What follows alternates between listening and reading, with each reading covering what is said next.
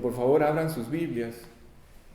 Evangelio de Juan, capítulo 13, versículo 1. Sí, Evangelio de Juan, capítulo 13. Yo pongo los versos aquí, pero recuerden, no hay nada mejor que ustedes conozcan sus Biblias y recorran sus Biblias, no en un celular o en un iPad, no. Cuando ustedes se sienten con alguien a hablarle de Cristo, ustedes tienen que saber dónde están los versos. Ustedes tienen que saber en qué lugar se encuentran y ponerlos a leer a las personas. Porque si ustedes no conocen su Biblia, ¿cómo van a poder ganar un alma?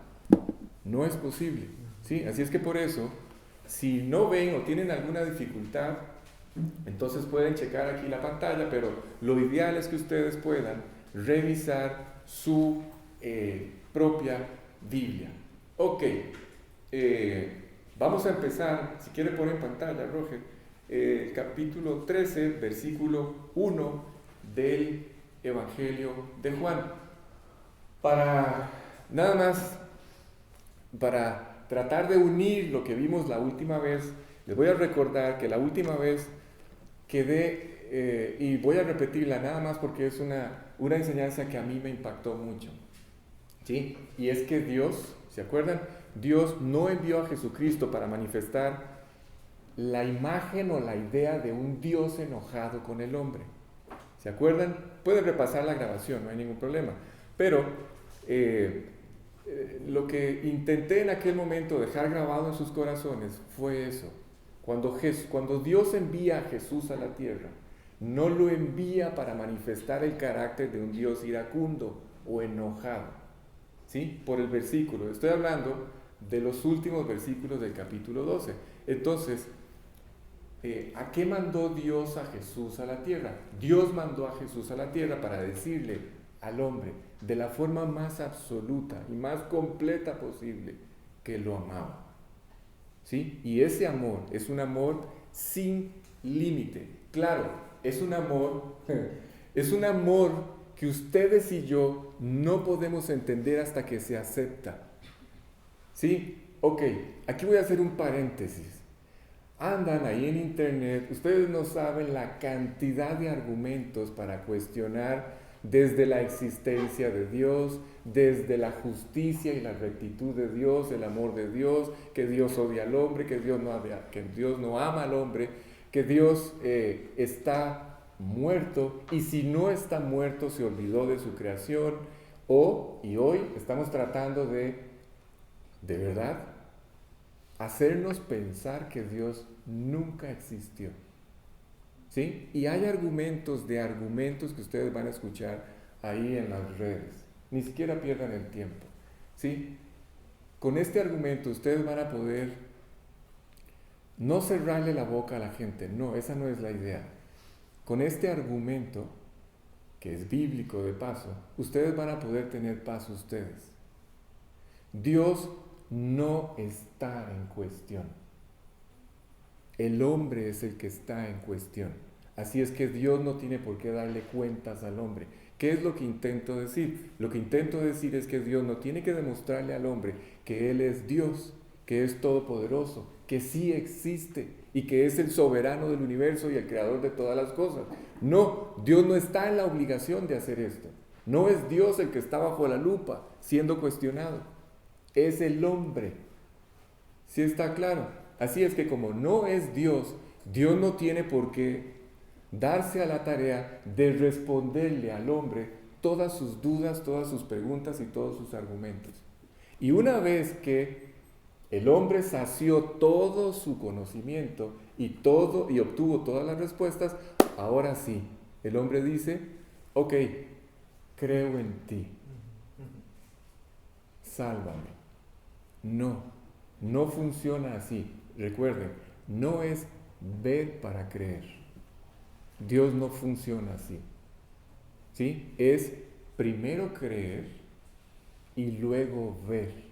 Cuando el hombre, a través de un sencillo acto de obediencia, a través de un sencillo acto de creer lo que está escrito en la Biblia, ese hombre con todo su corazón se abraza a aquella verdad, invita a Jesús a su corazón. A partir de ese momento, entonces, Dios se empieza a hacer real. Dios empieza a traer al corazón de este hombre toda la evidencia que ese hombre necesita para confirmar que Dios era real. Es más, tenía nombre y apellidos. Se llamaba Jesús de Nazaret. ¿Sí está claro? Cuando el hombre cree primero, entonces Dios después le confirma que Él es real y verdadero. Pero esa es la forma en la que Él trabaja, no trabaja al revés. Así es que Dios mandó a Jesús para decirle a todos los hombres que nos amaba y nos ama de la forma más absoluta que puede amar a alguien, sin límite. Pero ese amor, para poder confirmar que este amor es real y es verdadero, yo tengo que aceptarlo. Yo tengo que creer en Él. Y ahora sí, una vez que he creído en esto, una vez que Él está en el corazón, entonces Dios se da a la tarea de cumplir, de desarrollar sus planes en mi vida, en la vida de cada uno de ustedes. ¿Sí está claro? Así es como funciona. No funciona de otra forma. Dios tiene que entrar primero al corazón del hombre y una vez que está allá adentro, ustedes y yo tenemos que hacer esto, entregarle las riendas de nuestra vida. ¿Sí? Porque les voy a recordar algo. Él no entra al corazón de un hombre si ese hombre no está dispuesto a que Dios cambie su vida. Yo no sé ustedes, pero cuando yo entendí que tenía que tomar esta decisión, yo quería que Él cambiara toda mi vida. Necesitaba, me estaba ahogando. ¿Sí? Necesitaba la intervención de Dios. Así es que cuando Él me dijo, ¿estás dispuesto a que cambie tu vida? Yo le dije, Dios, haz lo que quieras con este basurero. Cámbialo. ¿Sí? Entonces, ustedes tienen que tener presente que Él tiene que tomar las riendas de nuestra vida cuando Él entra al corazón. Así es que si yo le entrego las riendas de mi vida, Él va a empezar a conducir sus vidas, a guiarlas en una dirección en donde Él va a poder desarrollar en cada uno de ustedes todo su plan, todo su proyecto. Ok, bueno, eso fue más o menos con lo que terminamos la última vez que nos vimos el año anterior. Ahora sí, vamos a ir al versículo 1. Nada más les voy a volver a recordar lo que les dije el año pasado. No falten, por favor. ¿Sí? Desde este capítulo 13 hasta el capítulo 17, las enseñanzas van a ser extraordinarias. Ustedes pueden faltar las veces que quieran. Yo no voy a pasar lista. Pueden venir o no venir. Pero se van a perder de maravillosas oportunidades para madurar y crecer en sus relaciones con Dios. Les voy a recordar otro detalle. Ustedes están aquí no porque están obligados. Dios no obliga a sus hijos a entrar en esta relación personal con Él. No funciona así. ¿Sí está claro? Ustedes están aquí porque ustedes tomaron la decisión de madurar en su relación con Dios. Dios no arrastra a sus hijos a esta relación. Es más, a la vida cristiana ustedes entran a través de una invitación de parte de Dios, porque Dios no obliga a nadie. ¿Sí está claro? El cielo es un lugar muy grande, diseñado para que ahí puedan entrar todos los seres humanos que en este momento existimos. Más de 8,000 millones de personas ya. Pero en ese lugar tan grande y tan extraordinario, no hay uno solo. Escuchen esto. No hay un solo hombre que esté en ese lugar en contra de su voluntad. No existe. Los que están allí es porque quieren. Y los que no están allí van a estar en el otro lugar porque quieren también.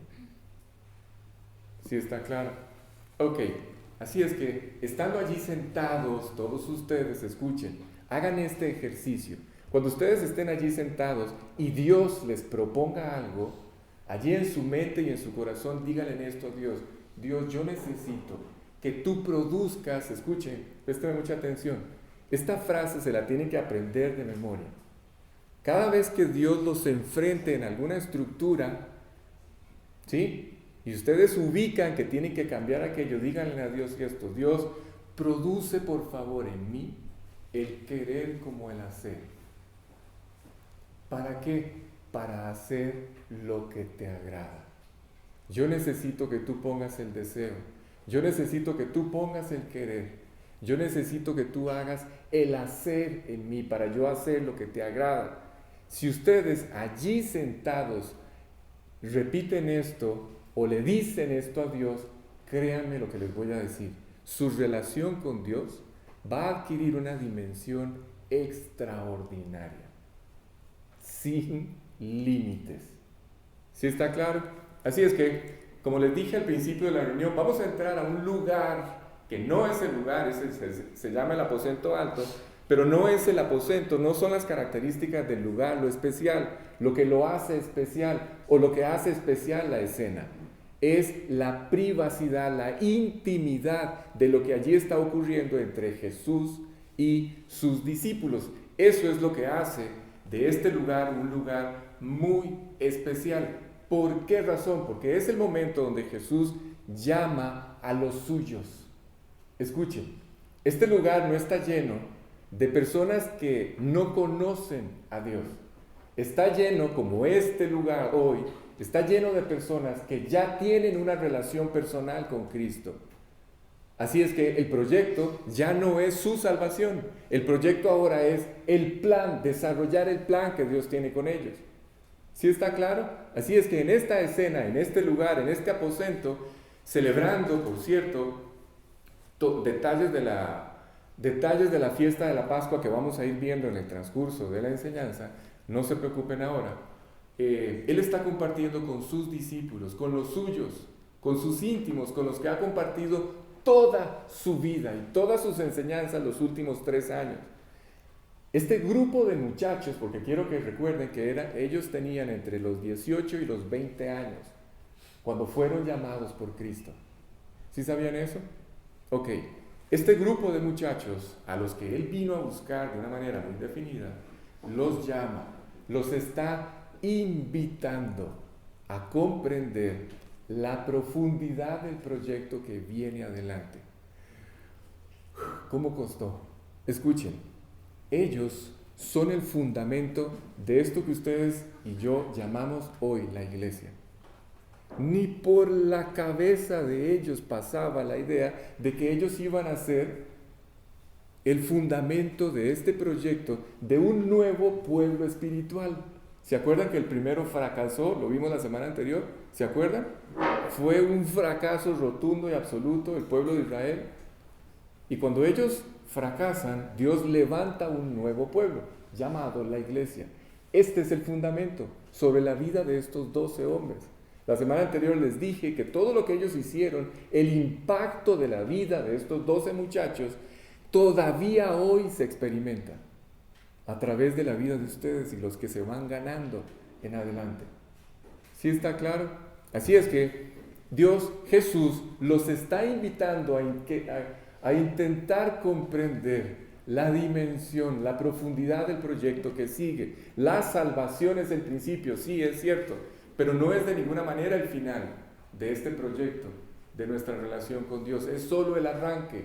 Nos salvamos, ya tenemos el 7, podemos decir, vamos para el cielo, pasaremos la eternidad en el cielo, pero de ninguna forma ese es el proyecto de Dios. ¿Sí? No es es el principio, pero no es el final, es solo el arranque. Así es que Dios tiene un plan para cada uno de ustedes, y eso es lo que vamos a empezar a ver.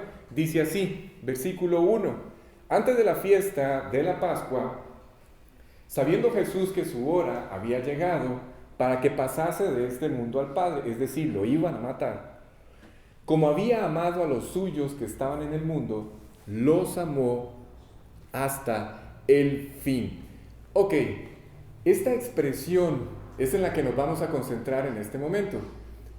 Los amó hasta el fin. Si ustedes lograran encontrar una expresión, si ustedes se van al original y lograran traducir esa expresión que se tradujo al español de esta forma, si ustedes lograran encontrar una expresión que perdón la redundancia, exprese lo infinito, lo absoluto, lo inconmensurable.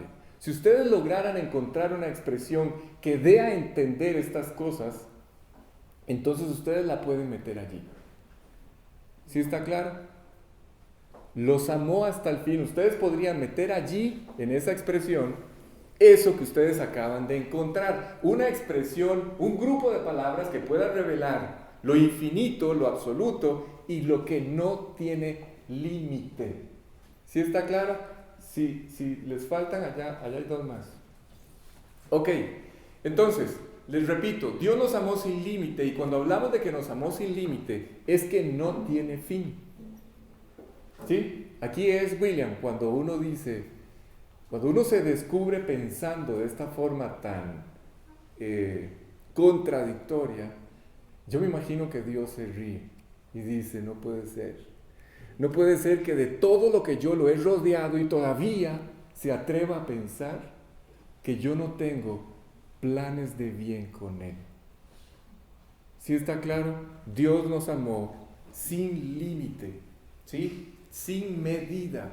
Así es que, ahora, alguien me levantaría la mano en este momento y me va a decir, Alex, a ver, voltea a ver el mundo.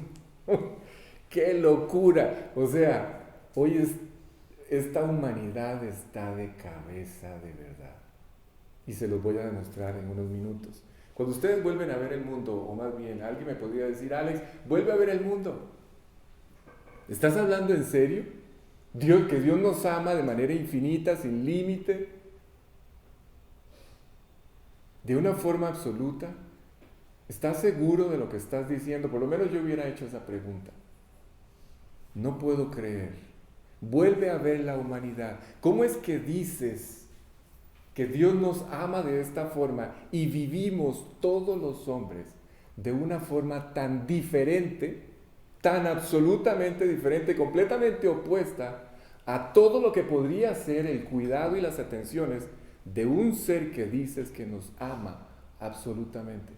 No entiendo esto. Esa es otra de las preguntas que anda en internet. Bueno, ni hablar. Ok, ¿saben qué es lo que pasa?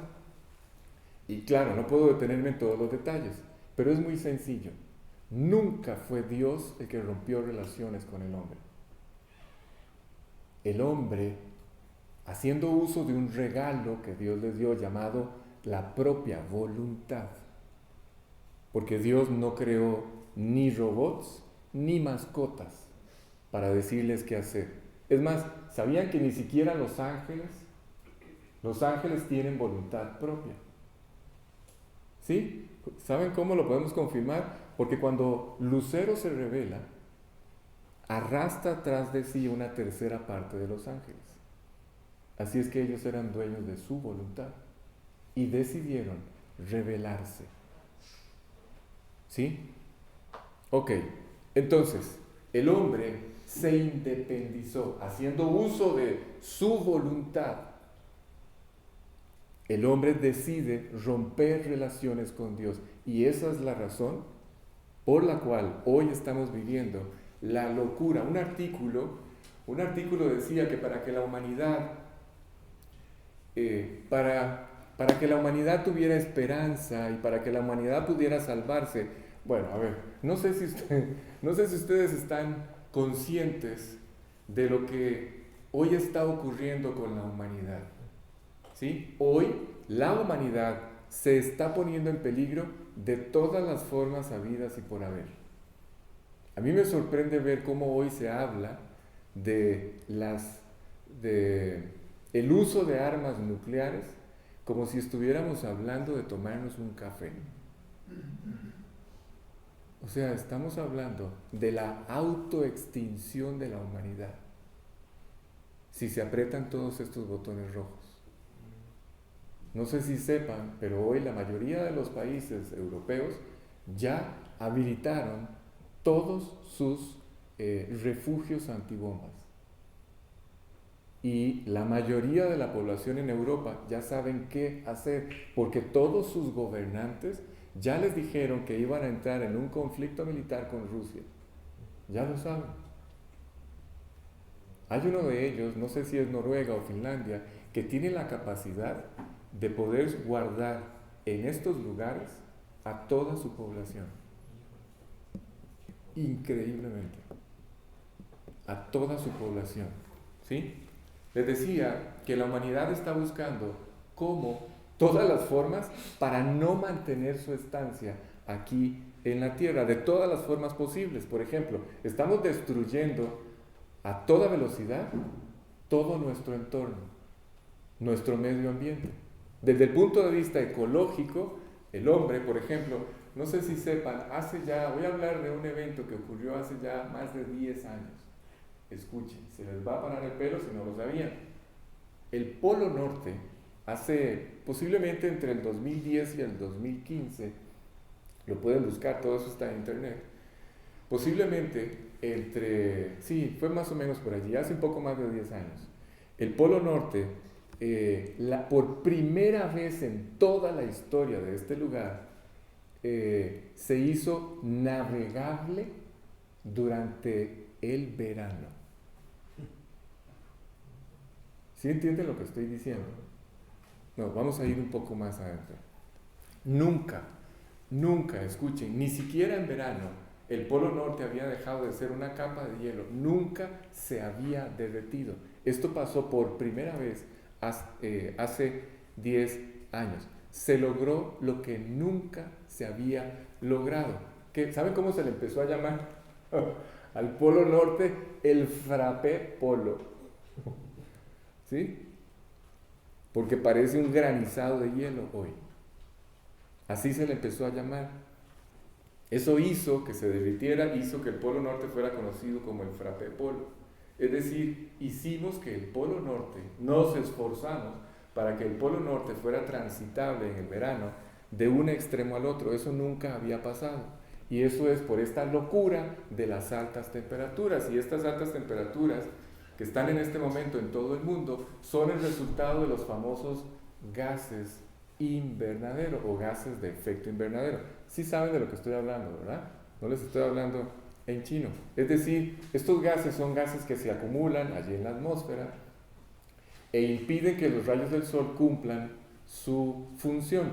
No sé si sepan o entiendan, los rayos del sol, la atmósfera, las proporciones de tierra y agua en la tierra, todo esto fue diseñado por Dios de una manera perfecta y extraordinaria.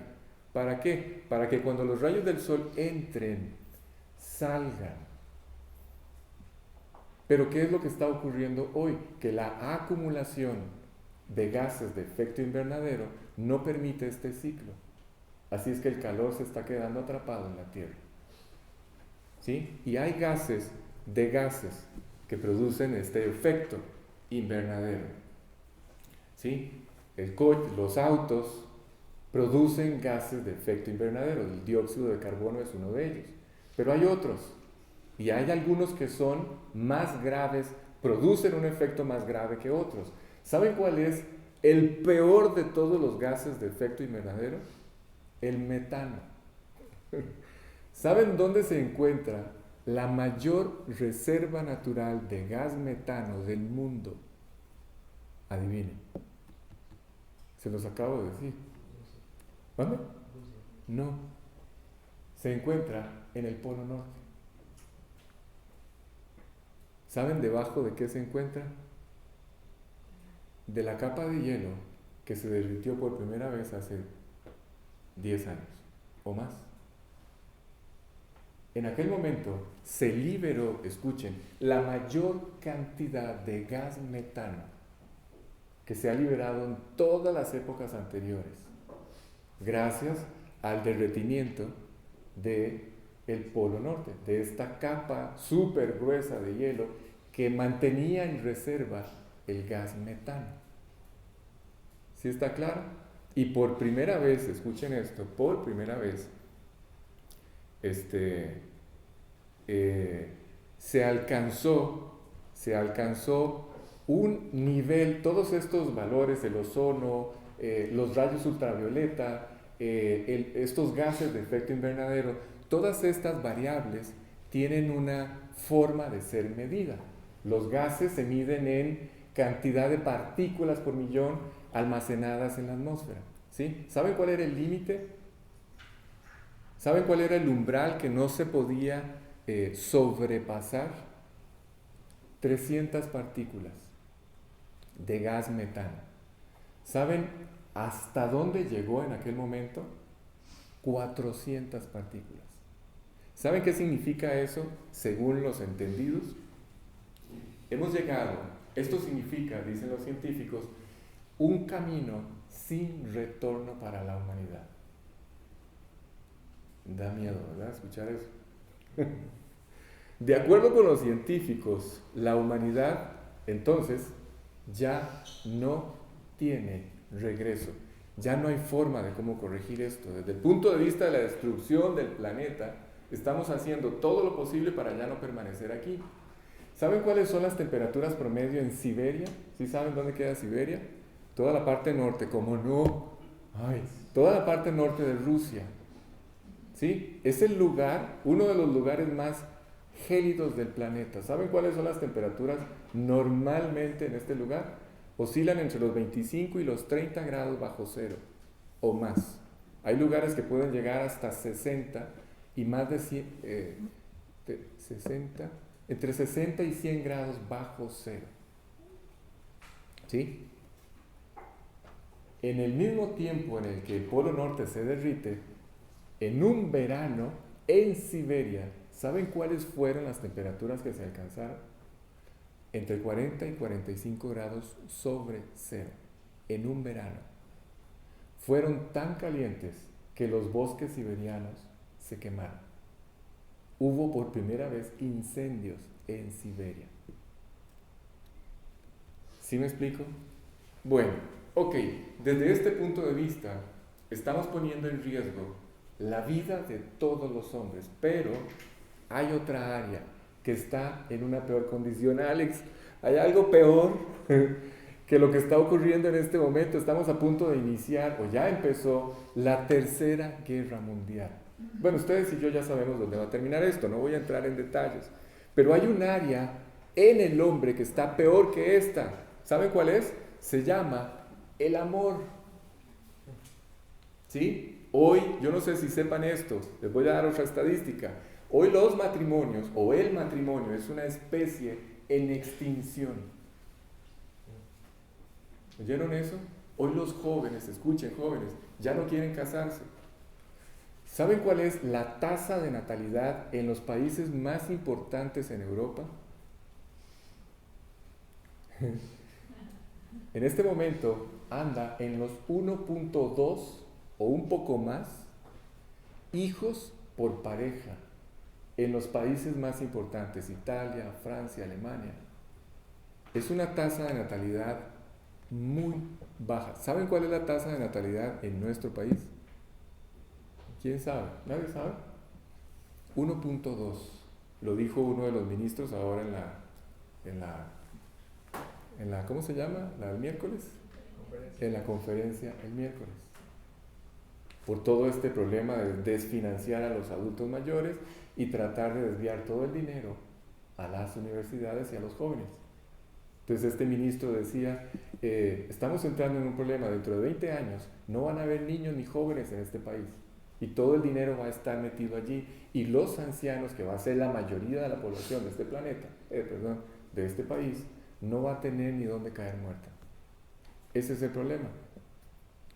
¿Saben qué significa una tasa de natalidad de ese nivel? Significa la muerte de una nación. Eso es lo que significa. Sí, no pierdan de vista, estoy hablando de aquello que está en la peor condición del hombre. El área de peor condición, la más deteriorada, el amor. ¿Sí? Así es que si nosotros o estas naciones no hacen algo, se van a quedar sin niños. ¿Ustedes imaginan un planeta sin niños? Yo no me imagino, recuerdo a mis hijos pequeños, solo me daban ganas de apretarles los cachetes y besarlos. ¿Se imaginan un planeta sin hijos? Pero lleno de perros. O sea, qué increíble. Y la única manera, adivinen, la única manera de solucionar esto es que el hombre vuelva a creer en el amor.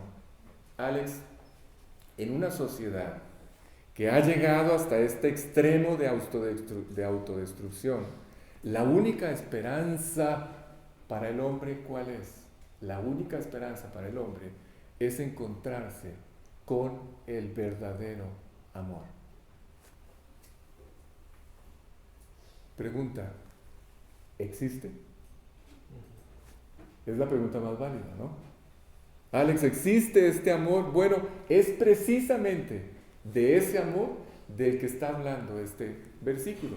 El amor que Jesús está describiendo en este pasaje es ese amor del que estamos hablando.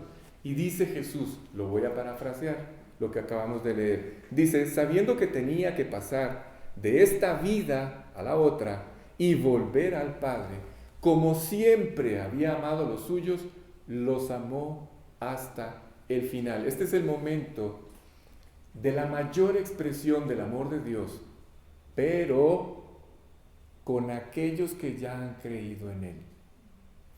Estamos hablando de un lugar lleno de discípulos, no de personas que tienen que ser salvas. Ya está Jesús con sus discípulos y con aquellos con los que va a compartir un plan que no tiene límites. Es un plan que tiene de estar corriendo más de 2000 años ya, o cerca de los 2000 años ya. Y quiero invitarlos a descansar en esta profunda verdad, William, a que se den la oportunidad. Escuchen, ¿cuál es esta oportunidad? Esta es la primera invitación que quiero hacer con ustedes, o hacerles a ustedes esta noche. ¿Cuál? A la hora en que ustedes se acerquen a buscar a Dios, a la hora en que ustedes allí en lo privado, en lo secreto de sus habitaciones, oren a Dios, hagan esto, pídanle a Dios que les haga comprender las dimensiones de este amor. ¿Sí? Díganle a Dios, Dios, yo necesito comprender este amor sin límite que tienes por mí, sin fin, sin medida. ¿Sí? Lo que ustedes y yo estamos viviendo es el plan de Dios. Es el proyecto de Dios. Cuando ustedes decidieron invitar a Cristo al corazón, o cuando un hombre invita a Cristo a su corazón, acepta entrar a este proyecto, a este plan, a este nuevo proyecto. Es decir, todo lo que Jesús alcanzó en la cruz es puesto a disposición de todos los hombres. Todos los que lo quieran, por supuesto. Y ahí comienza este maravilloso desarrollo del amor de Dios, de la realidad de Dios, que se hace efectivo. Otra pregunta que abunda en internet. Le decía una muchacha a un creyente en una plaza pública, le decía, dame 100 razones, no, 100 razones no, dame 100 muestras o 100 evidencias de que Jesús está vivo. Y se quedó aquel tipo, no le sabía ni qué decir. 100 evidencias, sin duda alguna era una persona que no creía en nada. Yo no me puedo imaginar a esa muchacha yendo a una farmacia y confiando en que lo que el farmacéutico le va a recetar le va a funcionar. Porque si es tan escéptica, va a tener que cuestionar todo en su vida. 100, no pidió una. Demuéstrame, dame una razón por la cual me puedas decir que Jesús está vivo. No, le pidió 100. ¿Saben qué? Si le dan las 100, no va a creer.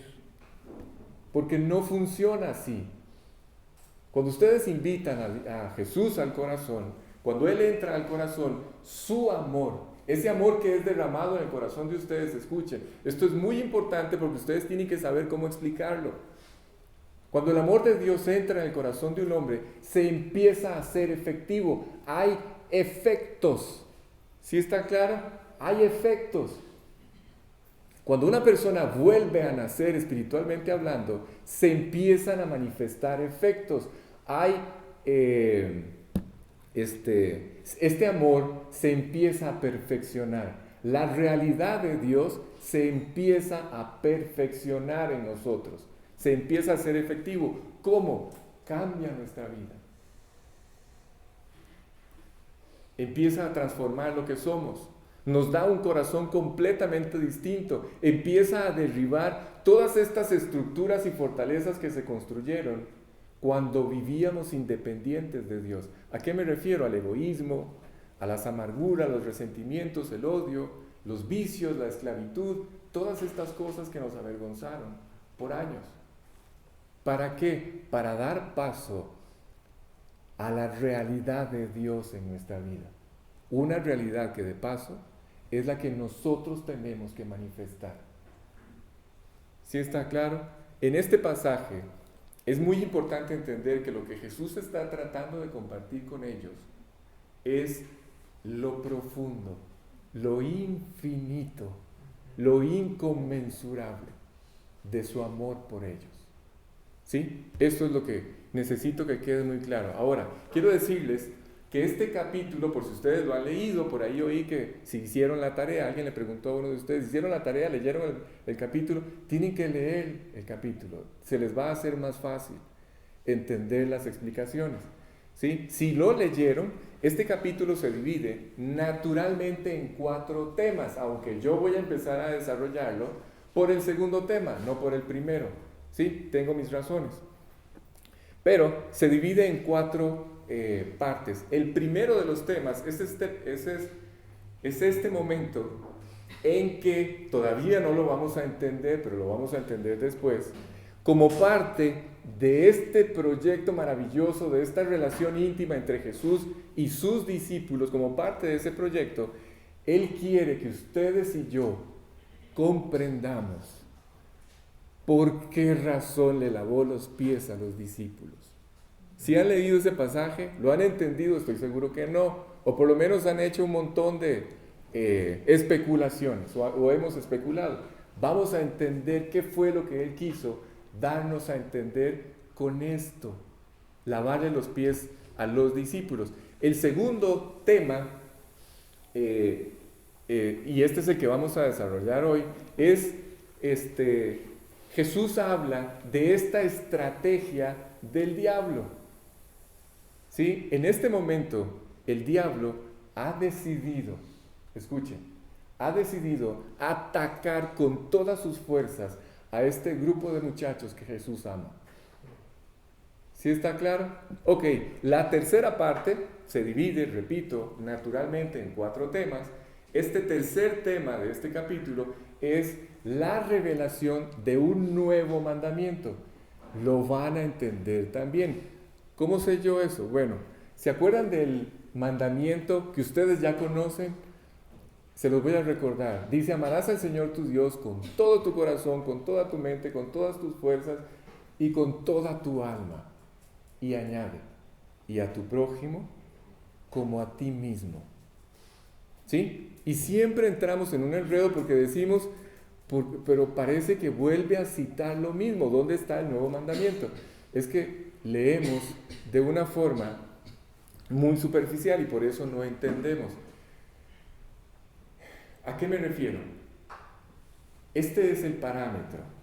Voy a tratar de explicarlo muy breve. No pienso quedarme aquí porque esto lo vamos a ver más adelante.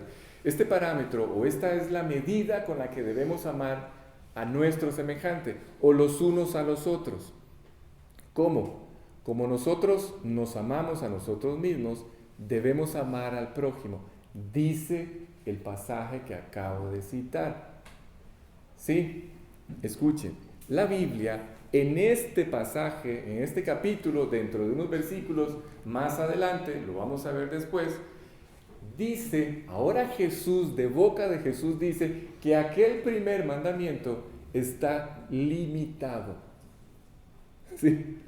La Biblia, en este pasaje que vamos a leer, dice que esta información que yo acabo de darles es una información limitada. Los creyentes, es decir, ya en la práctica, los creyentes no somos llamados a amar al prójimo como nosotros nos amamos a nosotros mismos. ¿Ustedes se imaginan que esto ocurriera así?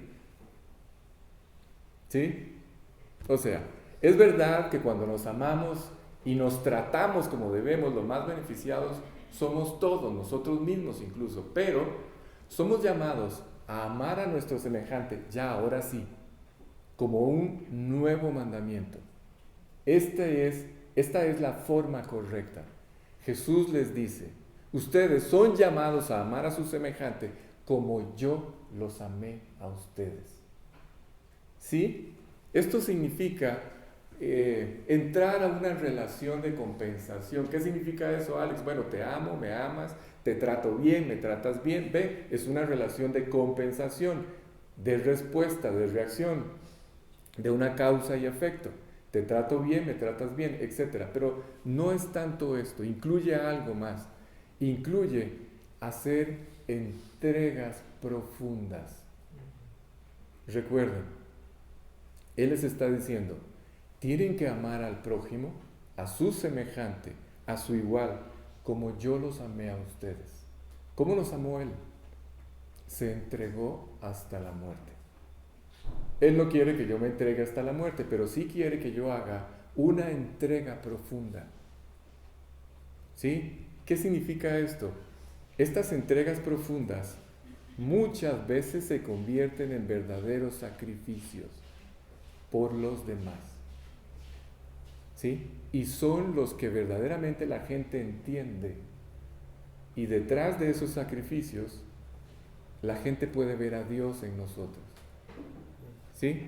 Cuando el hombre decide poner en práctica el amor de Dios de esta forma, entonces, cuando el hombre decide amar a su semejante así, entonces, ¿sabe qué va a ocurrir? Va a pasar esto. Pasará por alto todas las ofensas y esto lo hará madurar en su relación con Dios. Ya no habrá una ofensa que lo saque del camino. ¿Sí? Ustedes van a saber si han madurado o no el día en que alguien se vuelva contra ustedes y ustedes no cambien su actitud con esa persona. De eso estoy hablando. Ok, y en cuarto lugar, el último de los temas, es el momento en que Jesús anuncia la negación de Pedro. Ok, entonces vamos, estamos en la parte, les dije que iba a hablar de esta estrategia del diablo y de este momento donde el diablo ataca. Estamos en una batalla. De paso, aclaro, en esta batalla ustedes no ven las balas, no ven las flechas. ¿Qué es lo que vemos para saber que estamos en una batalla? Vemos a los creyentes cayendo muertos. Eso es lo que van a ver.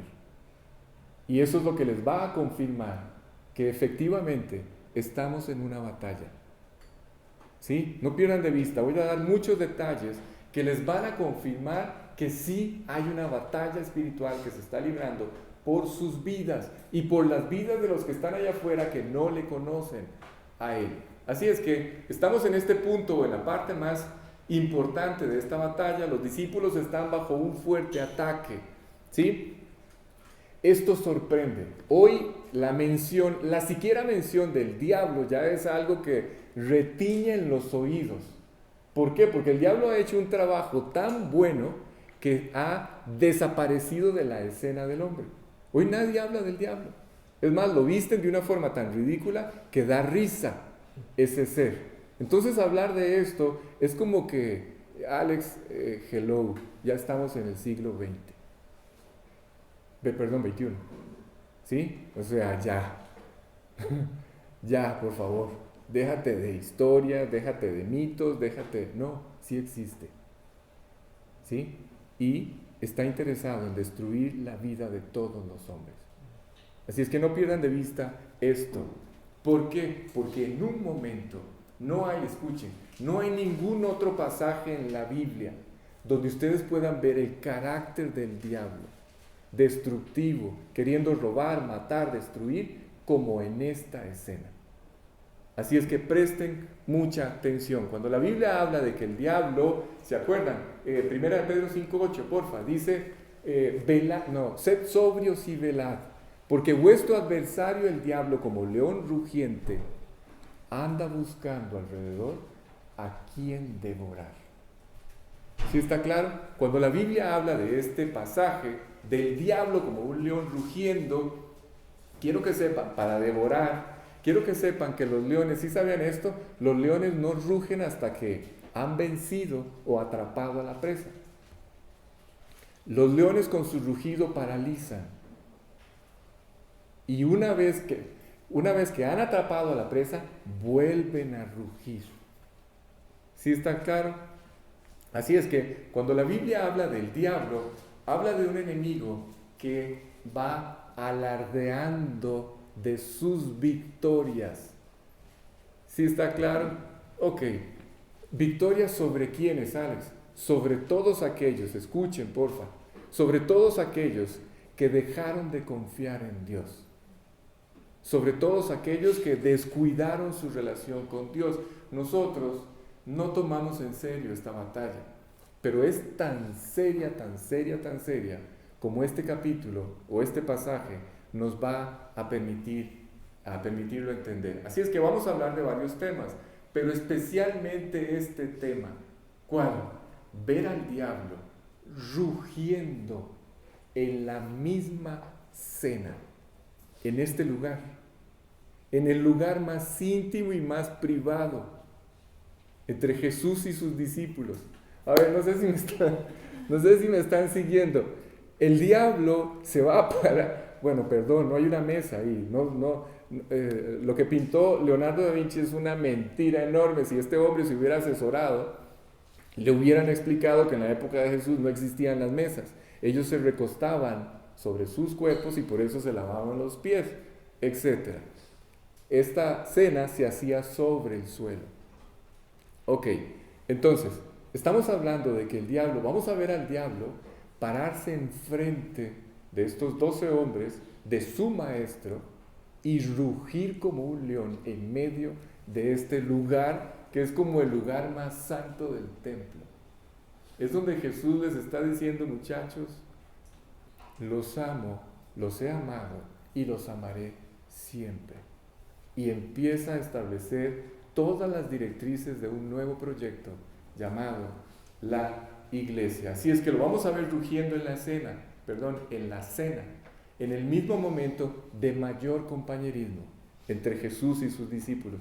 Alex, ¿cómo que rugiendo? Sí, se los voy a confirmar, o empezamos a confirmarlo.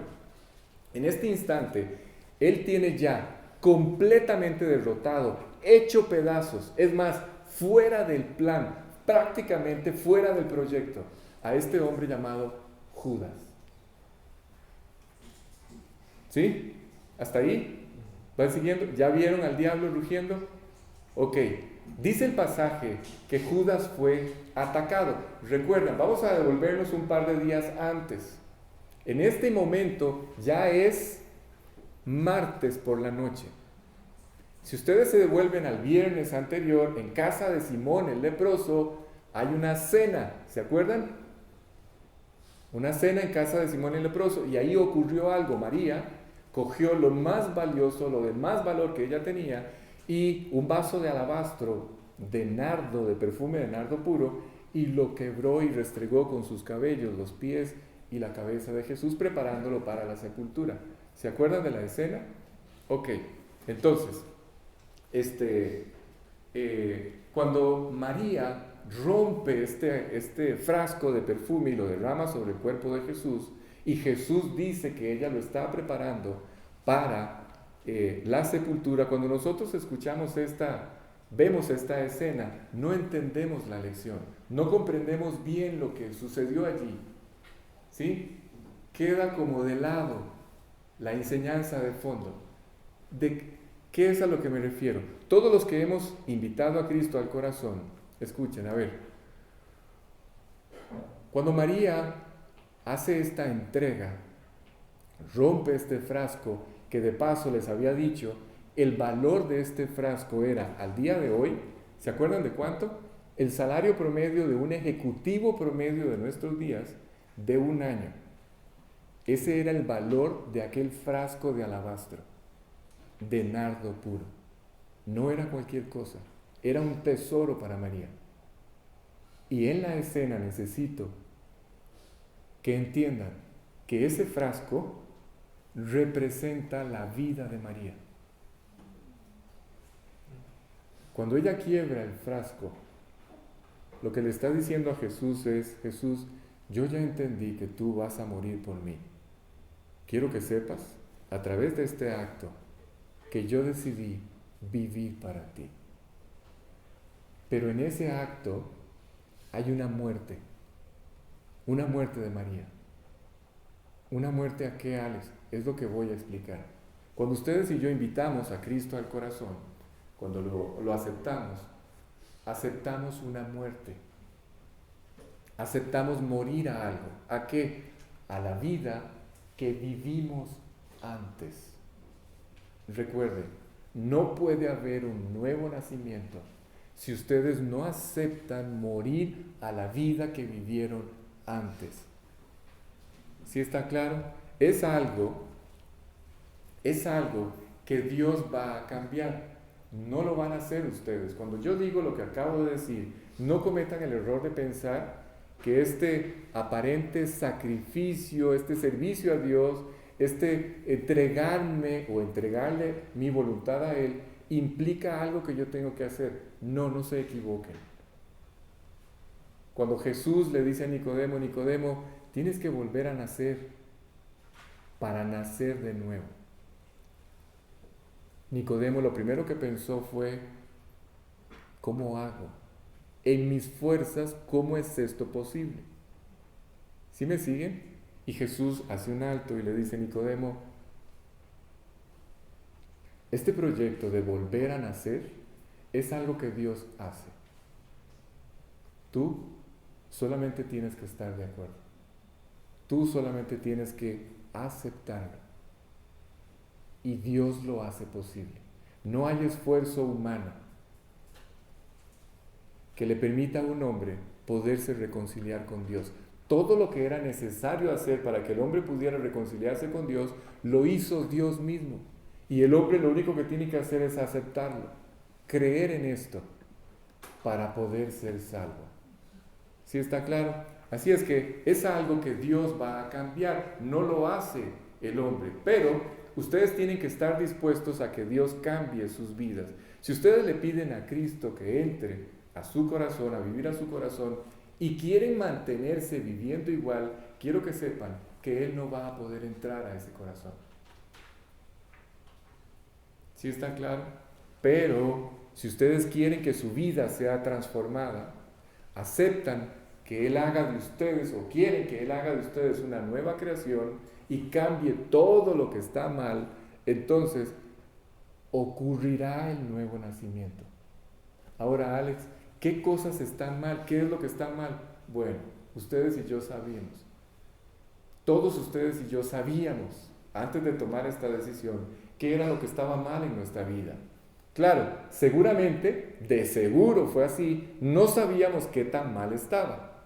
Sí está claro, pero sí sabíamos que había cosas que estaban muy mal. ¿Sí? Pero cuando invitamos a Cristo al corazón nos damos cuenta de que, o empezamos a darnos cuenta de que no había nada bueno en nosotros. Yo he ido entendiendo cada vez más lo que yo soy. Y cada vez que lo entiendo me asusta más. Yo creí que aquellas cosas al principio de mi relación con Dios eran feas y groseras. Las que he descubierto hoy son peores. ¿Sí? Así es que empezamos a darnos cuenta de que no había nada bueno y todo tenía que ser cambiado, todo requería un cambio. Y cuando entendimos, en mi caso hace 24 años, que yo necesitaba un cambio, mi primer pensamiento fue el de Nicodemo. Yo dije, Dios, no tengo la capacidad para sacar mi vida adelante. Mi esfuerzo no va a ser suficiente para poder lograr este cambio. Pero vuelvo y repito, no depende de nosotros. Nada depende de nosotros. Dios se va a encargar de hacer el cambio. Así es que cuando un hombre le entrega su vida a Él, acepta, escuchen, aquí está la muerte, acepta que lo que fue, acepta que lo que ha vivido hasta ese día, tiene que ser crucificado en esa cruz. ¿Sí está claro? ¿Sí me van siguiendo? Hay una muerte. Yo tengo que aceptar la muerte de lo que yo fui. ¿Sí? Cuando Jesús está muriendo en la cruz, todos ustedes y yo estamos muriendo con Él. Alex, yo no sentí nada. No, es que Él tomó nuestro lugar y pagó mi maldad. Pero cuando Él está muriendo en la cruz, está pagando la maldad de Alex, la de Roger, la de Gravy. Nosotros estamos muriendo allí, solo que Él tomó nuestro lugar y pagó nuestra deuda. Así es que, les decía, en la cruz es donde oficialmente, escuchen, es donde oficialmente y verdaderamente Dios le puso fin a todo lo que ustedes y yo vivimos y éramos por naturaleza. ¿Sí? Espero que pueda quedar más claro. Cuando ustedes invitan a Cristo a su corazón, resumo, ustedes están aceptando el fin de toda su vida pasada. Eso es lo que intento decir y eso es lo que estamos viendo en esta escena. Cuando una persona invita a Jesús a su corazón, se identifica no solo con su muerte, sino con su resurrección. ¿Sí? Cuando ustedes creen en Cristo y todo lo que ocurrió en la cruz, ustedes se están identificando con la muerte de Él. ¿Qué pasó cuando Él murió? Él paga mi deuda. Pero ¿qué pasa cuando Él resucita? Vence el pecado y vence lo que me separaba de Dios. Se llama la muerte. Entonces, con su muerte, Él paga lo que yo tenía que pagar. Y con su resurrección, Él vence el pecado y vence la muerte. Es decir, Él confirma al levantarse de los muertos que mi deuda está cancelada y que pagó mi pecado. Y además, que tiene todo el poder para darme una vida nueva. ¿Sí está claro? Así es que dice Jesús que cuando aquella mujer derrama sobre Él este perfume costoso, lo preparó para su muerte. ¿Por qué? Porque ella entendió en este momento que lo que Él iba a hacer, a morir por nosotros, esto le obligaba o la obligaba a ella a entregar su vida para vivir para Él. Eso fue lo que ella entendió. Y esto que acabo de decir, cuando ella entiende que Jesús va a entregarse por ella, ella entendió que lo mínimo que ella podía hacer era entregarse para Él o por Él. ¿Y a través de qué acto hace esto, Alex? A través de romper el frasco. Esto es lo que significa romper el frasco. Ella se había identificado plenamente con aquello. Y a través de este maravilloso acto, entregando lo más valioso que ella tenía, esto que representaba su vida, le dice a Jesús: yo quiero vivir para ti. ¿Sí está claro? Ok, cuando un hombre invita a Jesús a su corazón, dice la Biblia que se identifica con su muerte y con su resurrección. Es decir, repito, muere a lo que vivió, a todo lo que había vivido, y Dios se encarga de hacer una realidad esta muerte en nuestras vidas. A ver, Alex, ahora sí me enredaste. Sí, cuando acabo de decir que cuando invitamos a Cristo al corazón, aceptamos esta muerte, pero ustedes y yo no somos capaces de renunciar a todo nuestro pasado. Dios tiene que darnos la victoria sobre todas estas conductas y Él lo va a hacer. Él nos va a dar la victoria para vivir completamente diferente. Llegará un momento, escuchen, donde ustedes se van a rehusar a seguir viviendo igual. Ya no van a querer, van a perder el gusto por las cosas equivocadas. ¿Sí está claro? Una vez que Cristo empieza a producir esto en nosotros y empezamos a comprender que hay una nueva vida o una forma de vivir la vida, Dios la empieza a producir. Empezamos a entender a través de cada instante que estamos aquí sentados. Cuando ustedes están aquí sentados, la Biblia, cuando ustedes escuchan todas estas enseñanzas, la Biblia tiene un poder que es maravilloso. Expande, ensancha sus corazones, su entendimiento, y les permite comprender que hay un proyecto, que hay un plan, ¿sí? Que Dios quiere hacernos crecer y madurar en esta relación que hemos establecido con Él. Quiero decirles que esa misma noche, ya casi termino, esa misma noche Judas ya estaba completamente atrapado en una debilidad. Escuchen, creyentes, por favor escuchen esto. Esa noche Judas ya está sepultado en una debilidad. ¿Sí? Esta debilidad estaba poniendo en juego todo su proyecto, todo el proyecto de Dios para él. A ver si dimensionan de lo que se trata. No solamente era un llamado a volver a nacer. A ver, me brinqué algo. No sé si sepan, pero para este momento, Judas no ha vuelto a nacer. ¿Sí está claro? Judas no es salvo. Son salvos todos los otros 11, pero él no.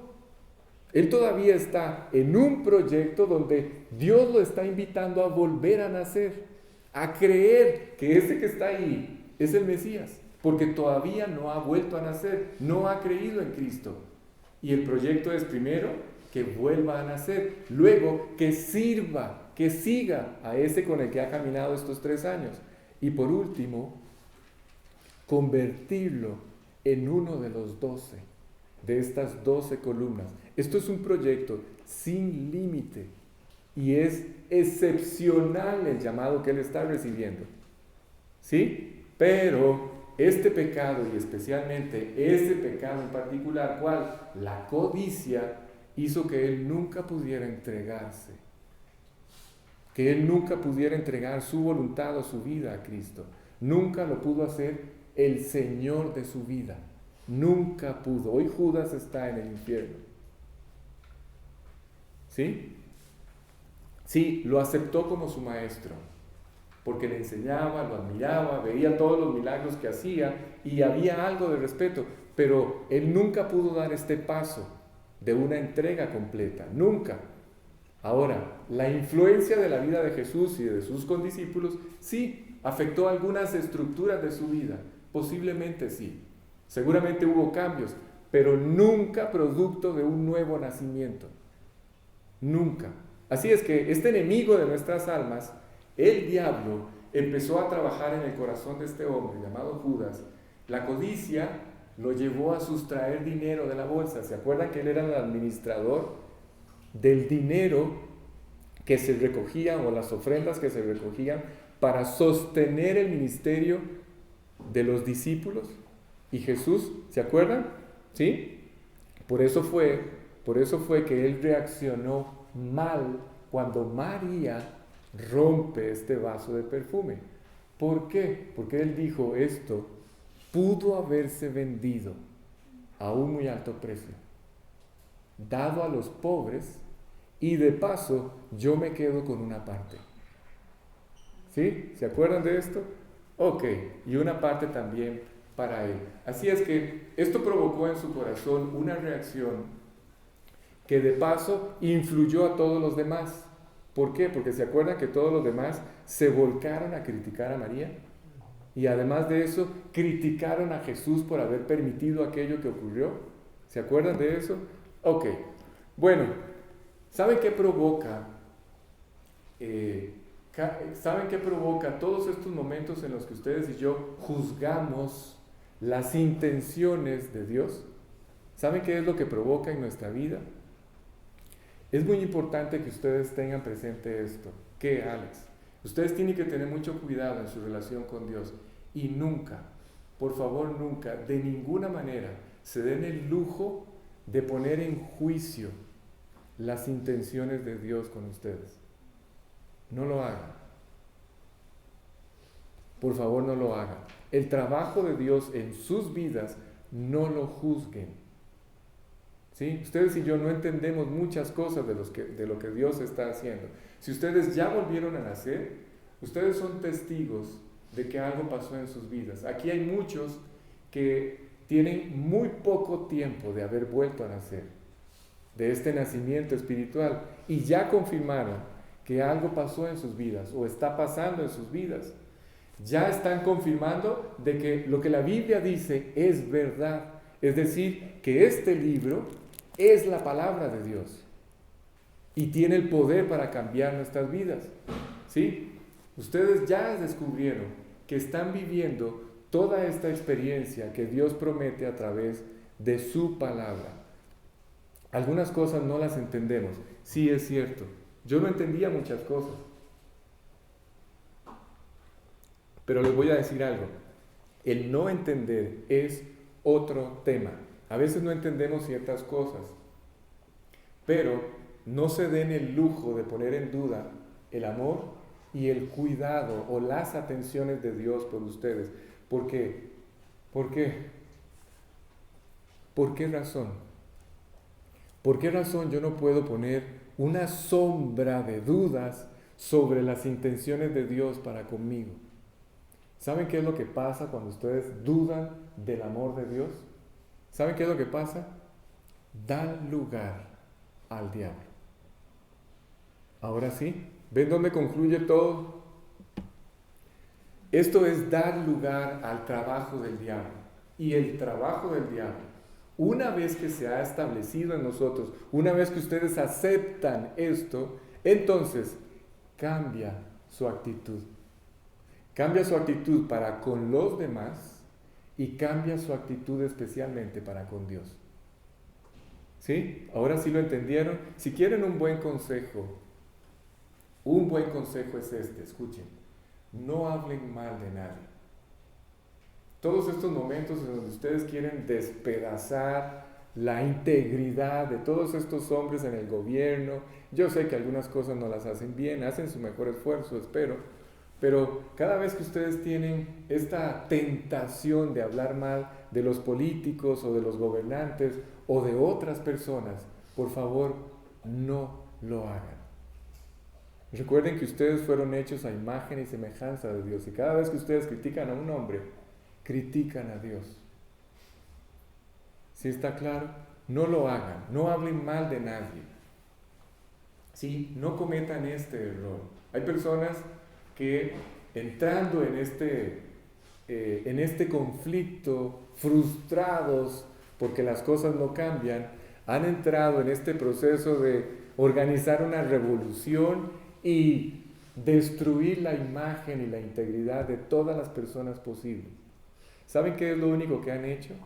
Llenos de amargura y de resentimiento, aquellos que han caminado con ellos se han convertido en esclavos de sus propias pasiones. Porque eso es lo que genera la crítica, la amargura. Eso es lo que hace. Esto es lo que ha ocurrido a lo largo de la historia. Ustedes conocen mucho de esto. ¿Por qué? Esto es el fruto de hablar mal. Les voy a decir cuál es el fruto de hablar mal. Escuchen.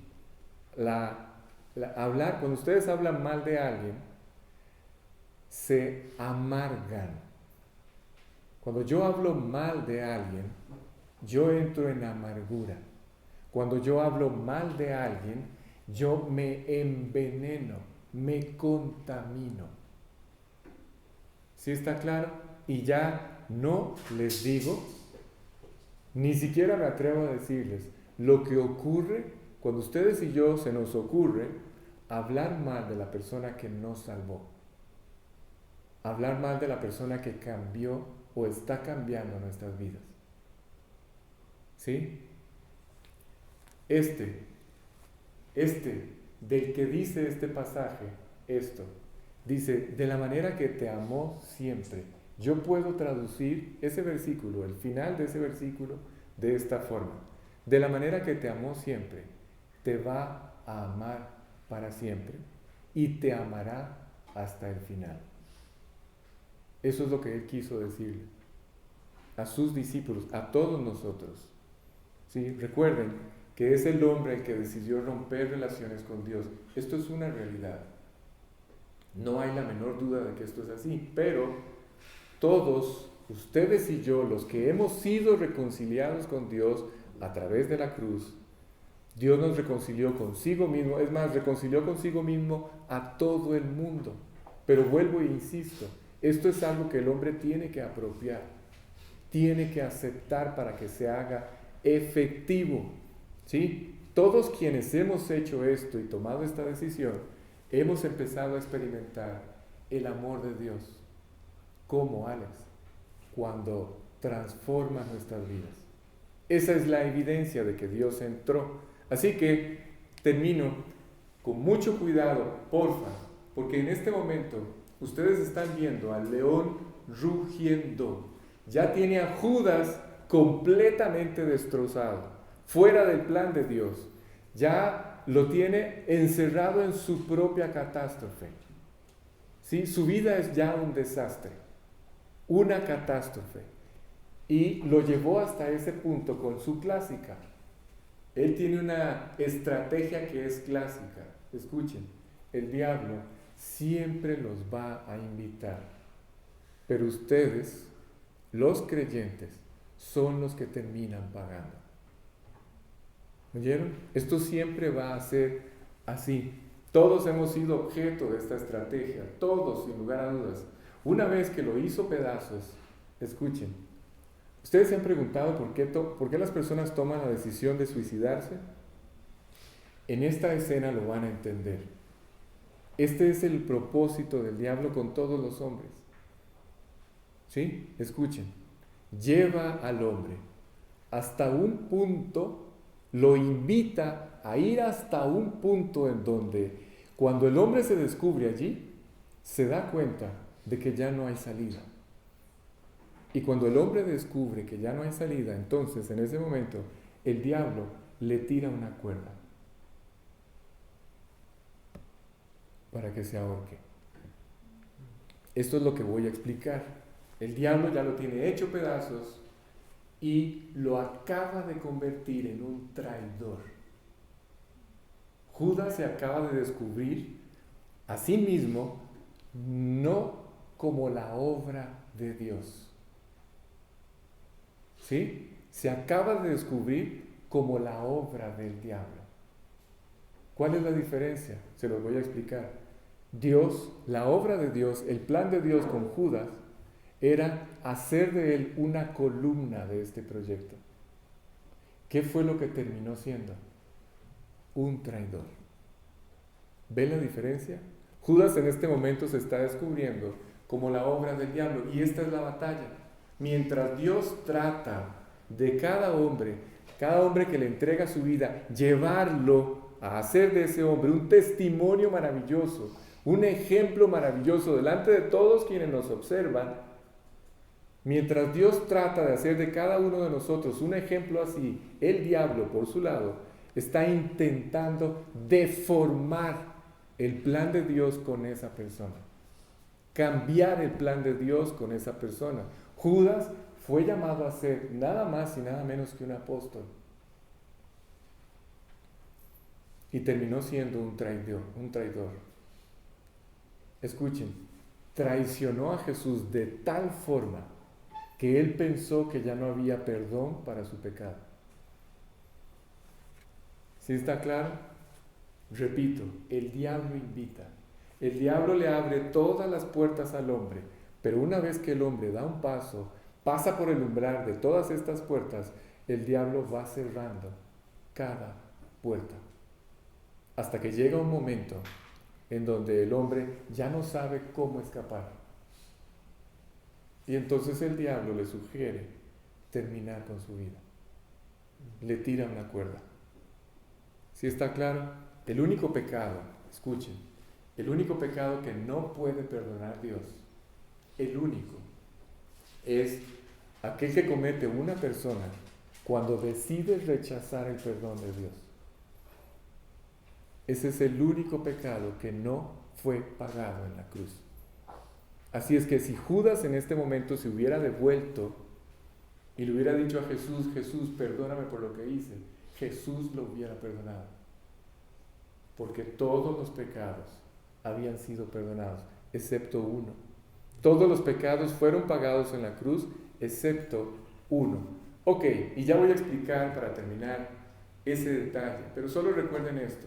El diablo, como un león rugiente, ruge en esta escena, en esta última cena, y lo hace con tal fuerza que Jesús, escuchen, Jesús tiene que hacer un alto y decirles a todos sus discípulos, prepararlos. Él está allí sentado, dándose cuenta de lo que está ocurriendo espiritualmente en este lugar, y en ese momento no le queda de otra cosa más que hacer esto. Muchachos, necesito que se preparen. ¿Cómo, Alex? ¿Cómo me preparo para esto? ¿Cómo les dijo él? Necesito que se preparen para esta batalla. ¿Cómo nos preparamos para esta batalla? Profundizando en nuestra relación con Dios, cuidando nuestra relación con Dios. Si ustedes ya volvieron a nacer, a ver, dígame si esto no es cierto.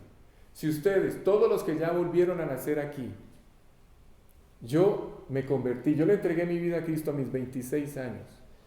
Y esos 26 años fueron un testimonio suficiente de mi vida sin Dios, un testimonio suficiente para saber y entender hoy, como nunca antes, el carácter del diablo. Si yo hago un repaso de todo lo que viví durante esos 26 años, yo puedo confirmar que el carácter del diablo sigue siendo el mismo. Él sigue siendo mentiroso, sigue siendo homicida, sigue siendo un ladrón, sigue hurtando la vida de los hombres. ¿Sí está claro? Así es que, ahora sí es cierto, yo nunca lo vi. Algunas veces olía azufre en las cosas que estaba haciendo, pero nunca lo vi. Pero es que él nunca se ve. Esa es su estrategia, él nunca se deja ver. Solamente vi lo que le hizo a mi vida. Eso sí lo vi. Eso sí lo viví. ¿Sí? Así es que, entendiendo esto, por favor, profundicen en su relación con Dios. Aprovechen todas estas oportunidades de aquí en adelante, todas estas enseñanzas, para profundizar en su relación con Dios. No caigan en la trampa que suelen caer todos los creyentes. ¿Cuál, Alex? Permitir pequeñas cosas. No permitan las pequeñas cosas, porque esas pequeñas cosas, tarde o temprano, se van a convertir en grandes tragedias. ¿Oyeron? Así es que, si ya volvieron a nacer, solamente acérquense a Dios, es lo que podemos hacer hoy, y pídanle a Él que les ayude a entender ese amor del que hablamos hoy.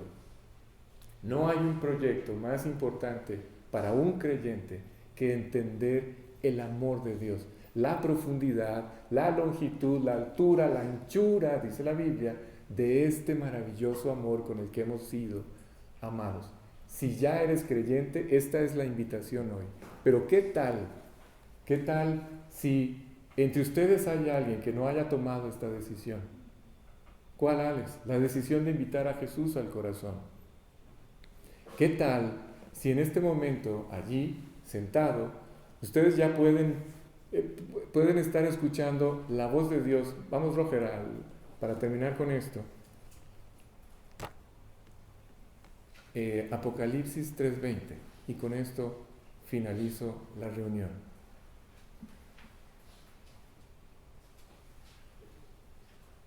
Yo no sé si en esta sala haya alguien que no haya tomado esta decisión aún. ¿Cuál? La decisión de invitar a Jesús al corazón. Recuerden esto. Voy a leer este pasaje. Dice, he aquí, está hablando Jesús y dice, he aquí, yo estoy a la puerta y llamo.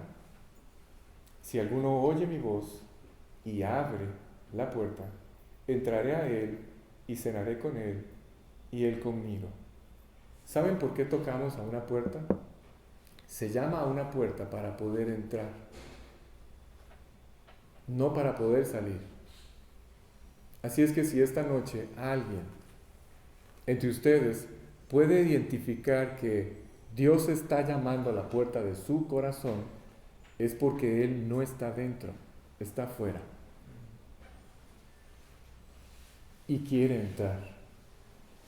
Y solamente hay dos requisitos para que esto sea posible: oír su voz y abrir la puerta. Alex, yo nunca he oído su voz, no se preocupen, yo tampoco. Cuando la Biblia habla de esta, su voz, se refiere a sus palabras. Y ustedes tienen poco más de una hora hoy de escuchar su palabra. Así es que ya cumplieron con ese requisito. El segundo requisito es abrir la puerta del corazón. Nada más se requiere que se levante allí al interior del corazón, se dirija hasta esta puerta y la abra. Y Dios promete que quien haga esto, Él va a entrar en ese corazón y va a establecer una maravillosa relación personal con Él, simbolizada a través de una cena. ¿Sí? Ok, Alex, ¿cómo se hace esto? A mí me gustaría. ¿Cómo se hace? Es muy sencillo. Hay que entender algunos detalles. Por ejemplo, tengo que entender que Dios me ama infinitamente, lo que ya explicamos hoy. Segunda cosa, tengo que entender que soy un pecador y que mi pecado me separó de Él. Y, escuchen, aquí está la parte importante. Como he pecado y fui separado de Dios, no hay forma alguna de poder reconciliarme con Él, al menos no en las fuerzas de un hombre. Este proyecto de reconciliarme con Dios, este proyecto de aceptar el perdón de Dios, este proyecto de establecer una relación personal con Él, es un proyecto que Dios hace. El hombre solamente tiene que aceptarlo. Entonces, Dios me ama, mi pecado me ha separado de Él, pero hay una tercera verdad. Dios proveyó un sustituto. ¿Sí? Por mi pecado. Dios no quiere, escuchen, Dios no quiere que yo pague mi pecado. Dios la pagó Él. O yo acepto pagar mis pecados, o acepto que Él los pague por mí. Y eso fue lo que ocurrió en la cruz. Y ese es el pecado que Dios no puede perdonar. ¿Cuál? Rechazar este perdón. Dios ya hizo todo lo infinitamente imposible para rescatar al hombre de este destino eterno que le espera. Se llama el infierno. Todo lo hizo. Todo lo que era necesario hacer para rescatar el alma del hombre, Él lo hizo. Murió en una cruz, pagó nuestra deuda y 3 días después resucitó y está vivo. Todo lo hizo y lo único que yo tengo que hacer es creer en esto con todo el corazón. Si yo no creo en esto, entonces tarde o temprano, un día, yo voy a tener que pagar mi deuda, porque rechacé que Él la pagara en lugar mío. O dejo que Él pague mi deuda y mi maldad, o la pago yo en el infierno por toda la eternidad. Esa es la verdad del sustituto. Para eso vino Cristo, a pagar mi maldad. Yo solamente tengo que aceptar esto. ¿Sí? Esa es la tercera verdad. La cuarta verdad es la verdad del arrepentimiento. Para que esto sea posible, yo tengo que reconocer que he pecado y que he vivido mal. A mí no tenían que convencerme de esto. Yo sabía que había pecado. ¿Sí? Ahora, Alex, ¿y todo esto? ¿Qué hago con toda esta información? Ahí es donde interviene esta última verdad. ¿Cuál? Todo esto que acabo de decir lo apropio a través de la fe. Solamente tienes que creer en esto. Cuando yo creo en esto, Él entra al corazón y se opera este nuevo nacimiento espiritual. La Biblia dice que el pecado nos hizo muertos, nos separó de Él. Estamos muertos espiritualmente y como estamos muertos espiritualmente, tenemos que volver a nacer espiritualmente. Ir al cielo no es un asunto de hacer cosas, ¿sí? Es un asunto de volver a nacer. Repito de otra forma, ir al cielo, ser perdonado, ser salvado, ser rescatado, recuperar la vida eterna, pasar la eternidad en el cielo, cambiar mi vida.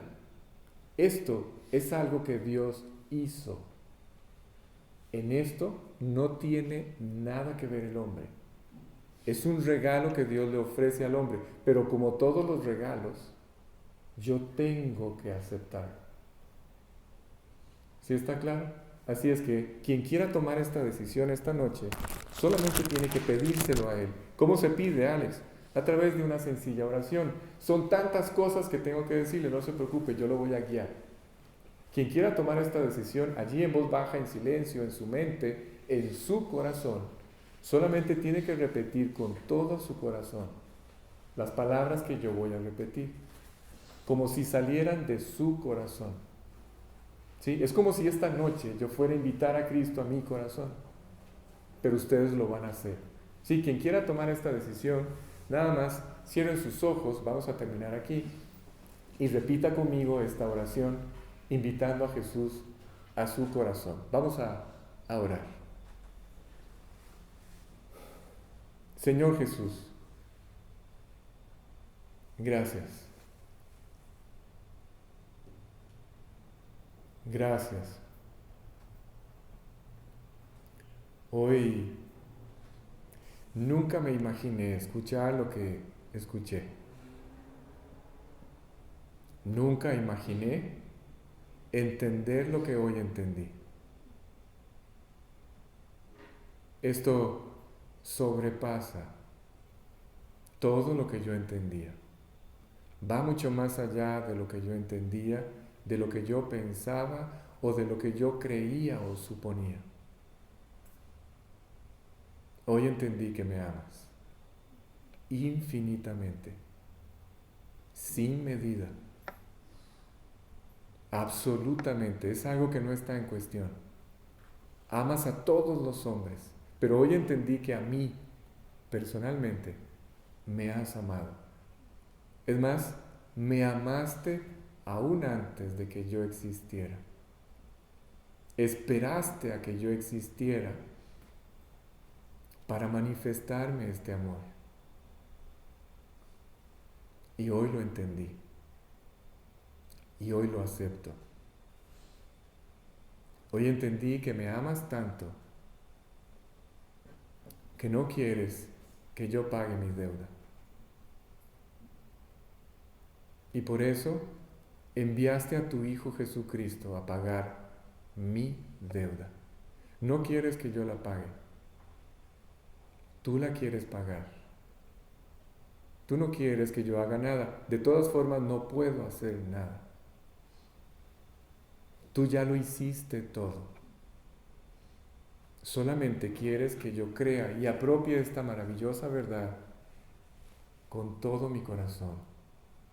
Señor Jesús, hoy creo con todo mi corazón que tú moriste en aquella cruz por mí. Hoy reconozco que he pecado. Reconozco que soy culpable. Reconozco que era yo quien tenía que haber estado allí, en ese lugar. Pero tú pagaste por mí. Tomaste mi lugar. Pagaste mi deuda. Moriste por mí como esta noche lo entendí. Venciste en aquella cruz, en ese maravilloso lugar, el pecado y la muerte. Y hoy lo creo con todo el corazón. También creo con todo mi corazón que 3 días después resucitaste. Estás vivo. Y estás vivo porque quieres entrar en mi corazón y cambiar mi vida. Señor Jesús, te abro la puerta de mi corazón y te pido que entres. Te pido que me perdones. Te pido que me limpies. Te pido que me salves. Y te quiero pedir con todas mis fuerzas que por favor hagas de mí una persona capaz de seguirte de ahora en adelante, de obedecerte de ahora en adelante. Te entrego las riendas de mi vida. Hoy que estás en mi corazón, te pido por favor que conduzcas mi vida para siempre. Y una cosa más te pido, guárdame fiel, por favor. Te he pedido todas estas cosas en el nombre de quien ahora es mi Salvador personal, en el nombre de Jesús. Amén. Bien, terminamos aquí. Si alguien tomó esta decisión y quiere compartirlo conmigo o con la persona